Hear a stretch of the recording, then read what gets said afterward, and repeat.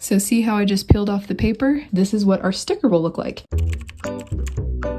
Hi guys, welcome back to my channel. If you're new here, hi, my name is Brie and I love zines. And today I want to show you how I made these stickers for my zines. This shiny thing here, I got that from a magazine. I ripped it out and I was able to make these transparent stickers. These are called paper transfer stickers. I made a video about it on my Instagram.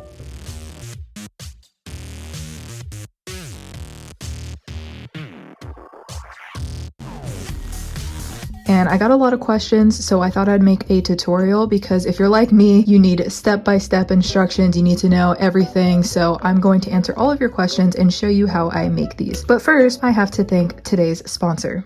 Today's video is sponsored by Munben, who specializes in ink-free thermal printers.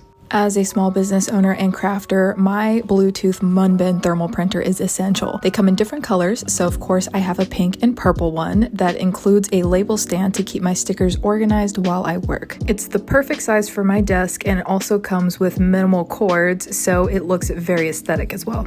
I have a variety of labels I keep in stock, but the ones I use the most are the 4" by 6" fan labels for shipping my orders out. They come in a lot of different colors, but I primarily like to use the white ones that look like this. I also use the colorful circle stickers for fun designs. Every roll of labels, no matter what size you get them in, comes perforated, which makes it super easy for me to peel and tear so I work more efficiently. And when I feed a roll, the Munben calibrates itself to make sure it uses the very first sticker. My older model never did that and always skipped the first sticker for some reason, so I really like this new feature. The Munben app also comes with a lot of free designs and templates you can use to add more personal touches to your projects. From these custom thank you stickers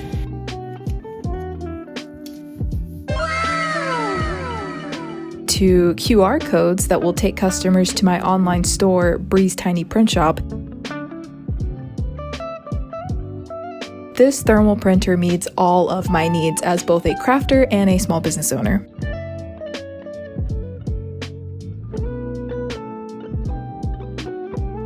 If you were ever on the fence if you should get one of these, I hope this leads you in the right direction, especially if you run your own business like me. Make sure to check out all the products Munben offers by clicking on the link in my description down below.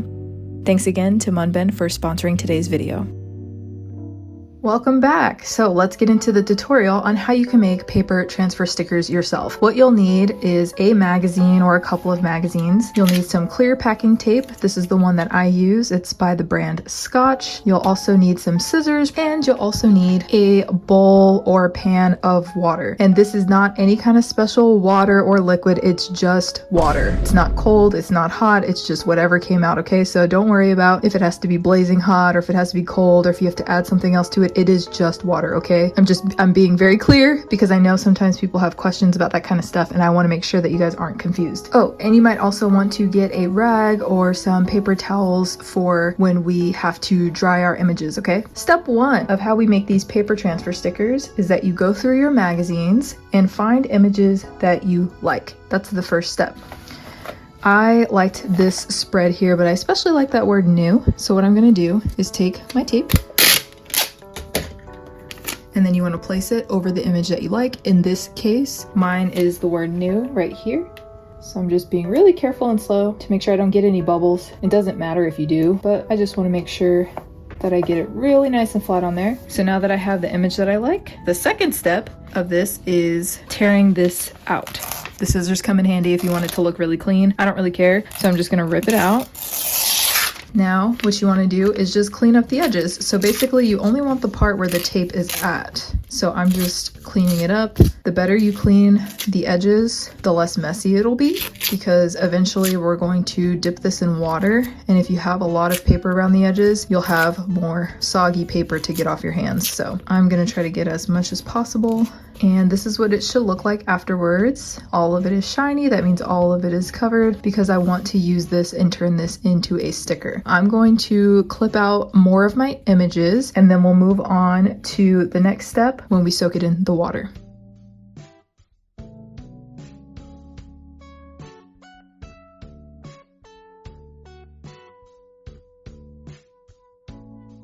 So I got all my images. These are the pieces of magazine clippings that I want to turn into stickers. It doesn't have to be just images. It can be text as well, whatever's in the magazine.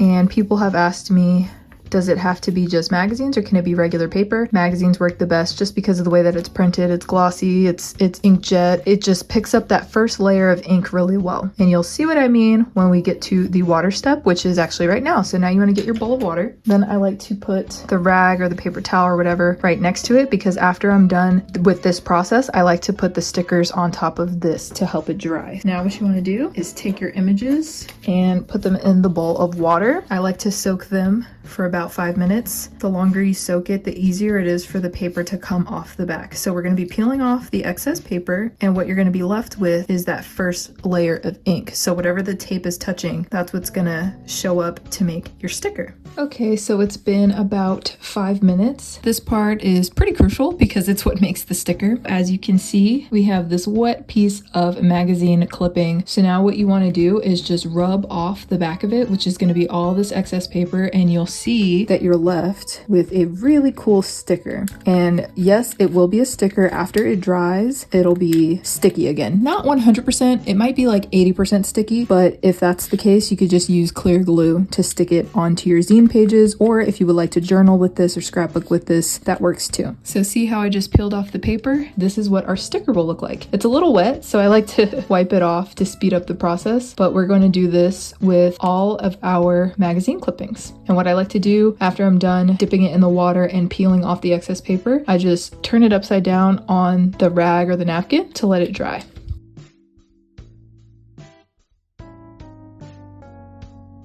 The process is quite messy, but here is all the excess paper. So I hope this helps you understand what I meant earlier about how I said make sure you rip off the excess paper off the edges of the image, because you'll just get so much more paper at the end and it'll just create more mess. Now that this step is done, all we have to do is wait for the stickers to dry. What you can do is just wipe them off with the paper towel or the rag that you're using to help speed up the process. But usually I like to just leave it out like this for maybe like 10 minutes or so. And then by then it should be dry enough to be able to stick into our pages of our zine or onto our paper or whatever project you're trying to do.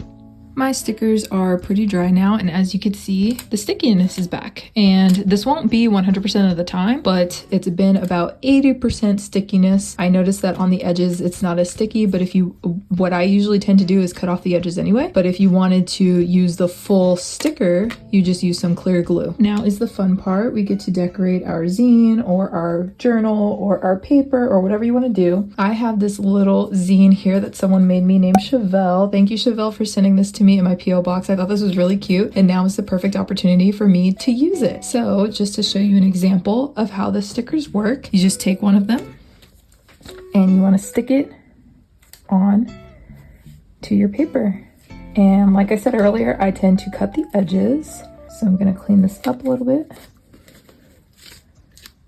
And you see how cool that effect is of it being see-through? So instead of collaging like I would normally do, or which a lot of us probably do, is we cut out images in a magazine and then we just paste it or collage it onto paper. This is cool because you can actually see through it. And I'll give you a better example. So let me find some lined paper. Oh, perfect. So here's some grid paper in the zine that Chevelle gave me. So now I'm going to put this image of the cat. So I'll use this one.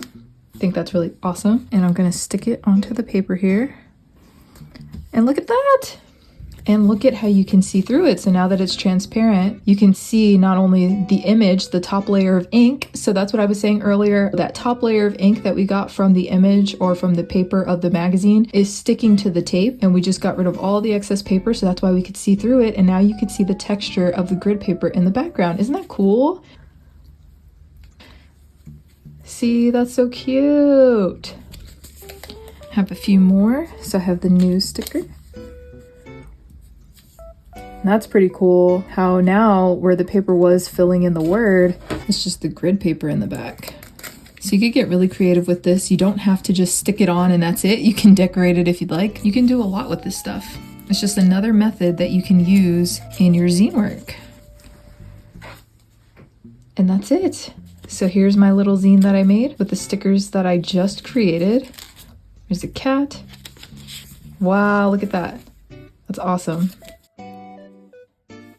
So another big question I get when it comes to the paper transfer stickers is where I get my magazines. I usually go to Barnes & Noble because they have a better variety of magazines that I like. I like to get magazines like Vogue or the specialty ones with artists on the cover, so like Olivia Rodrigo magazines or Chappell Roan magazines, stuff like that, because they'll have images that I like and they'll have big, bold, chunky text that I can use for my zines and for these stickers. So I usually do go to Barnes & Noble, but they are expensive. So what you can do is go to your local Goodwill or your local thrift store, whatever's closest to you. They usually sell magazines really cheap. Another place I like to look for magazines is the doctor's office or the dentist's office. Always ask the receptionist if you could take it. Maybe just tell them that you're working on a class project or something and you just need some loose magazines. I've always found really good luck doing that, and they'll give me a couple because they usually have some that are outdated. Another place I like to look is small bookstores because they usually will have a box of old magazines just laying around that maybe they sell for cheap. I've had a lot of good luck doing that in my local bookstore. Another great resource is visiting your local library and asking them if they have any old magazines to donate to you, or they may sell it to you for cheap. So I've gone to local libraries and said that I needed some magazines for my projects and they gave me some. Other times they would sell me magazines for $1 a piece. You can go to Barnes & Noble if you'd like. You can go to Goodwill. You can go, or a local thrift store. You can go to a doctor's office or a dentist office. You can go to a small bookstore near you, like a little mom and pop shop, see if they have any old magazines laying around.